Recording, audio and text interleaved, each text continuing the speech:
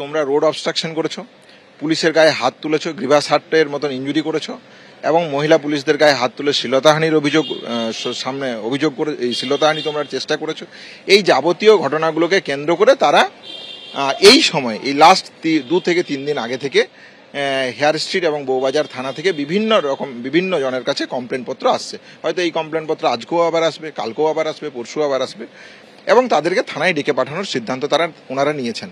এই হচ্ছে মূলত অভিযোগের জায়গা। আমাদের বক্তব্য, যদি এই ধরনের অপ্রীতিকর ঘটনা ঘটেই ছিল তাহলে 10 মাস পর 8 এবং 9 আগস্টের যখন আমরা কর্মসূচির প্রাককালে 1 বছর বর্ষপূর্তির প্রাককালে সেই 10 মাস আগের পুরনো ঘটনাকে কেন্দ্র করে আজকে কেন এই ধরনের নোটিশের প্রয়োজন পড়লো? ভয় পাওয়ার তো কোনো প্রশ্নই নেই, বরং কি বলবো, মানে অবাক হয়ে যাচ্ছি। হ্যাঁ, আমি 2টো চিঠি পেয়েছি পুলিশের কাছ থেকে।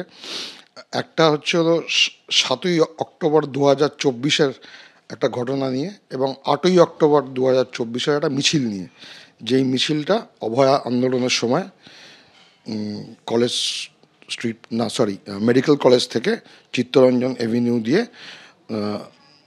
যেখানে চিকিৎসকদের ধর্মতলায় যেখানে অনশন আন্দোলন হচ্ছিল সেই জায়গা অবধি যাওয়া হয়েছিল। যথার্থ বিচার হয়নি, অপরাধীরা এখনও আমাদের মধ্যে ঘুরে বেড়াচ্ছে।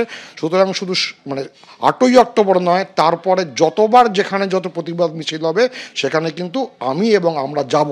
তাতে যদি যেরকম আমাদের কাছে আসে তার জন্য আমরা প্রস্তুত আছি।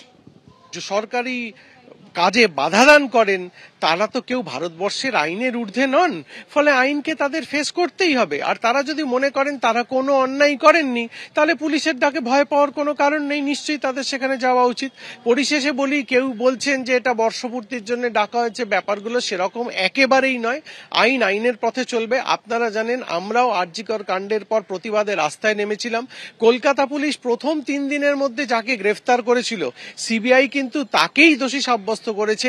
কিন্তু তারপরেও আমরা দেখতে পাচ্ছি যে এক শ্রেণীর চিকিৎসক, কতিপয় চিকিৎসক, তারা কিন্তু এই বিশৃঙ্খলা সৃষ্টির চেষ্টা থেকে দূরে সরছেন না। 3 চিকিৎসকের পোস্টিং বিতর্ক সংক্রান্ত যে মামলা, সেখানে সিঙ্গেল বেঞ্চের যে নির্দেশ তা বহাল রইল ডিভিশন বেঞ্চেই। আপনারা জানেন যে রাজ্যের তরফে এই আবেদন জানানো হয়েছিল যে পোস্টিং বিতর্ক সংক্রান্ত মামলা স্যাট অর্থাৎ স্টেট অ্যাডমিনিস্ট্রেটিভ ট্রাইব্যুনালে যেন পাঠানো হয়। তা আগেই খারিজ হয়ে গেছে সিঙ্গেল বেঞ্চে, এবার সেই নির্দেশই বহাল থাকলো ডিভিশন বেঞ্চে।